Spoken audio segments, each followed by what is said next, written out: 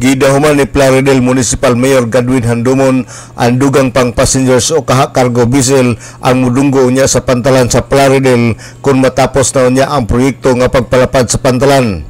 Sa pagkakaroon kini mao ay pinakadako nga proyekto sa maong lungsod sulod sa administrasyon ni Mayor Gadwin Handomon.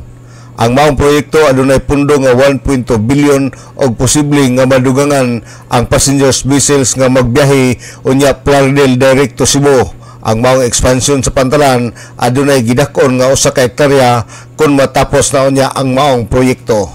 Naatay dako karon nga big project, ongoing project nato kanang improvement expansion sa atong pantalan. That's worth 1.2 billion pesos na mahimo na siyang usa ka hektarya ni ato ang atong pantalan that would attract more shipping lines also. Maybe og mahuma na siya maka-attract na og direct shipping vessels paingon sa Plaridel to Cebu. Karon sa pagkakaroon Plaridel, Siquijor, Bohol and Cebu.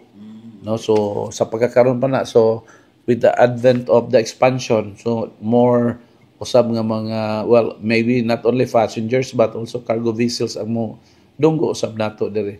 Si Mayor Gadwin Handomon sa lungsod sa Plaridel. Dugang nga proyekto ang gipaabot sa lungsod sa Plaridel ang mahitungod sa pagbutang og dialysis center aron makatabang sa nanginahanglan nga mga pasyente sa maong lungsod.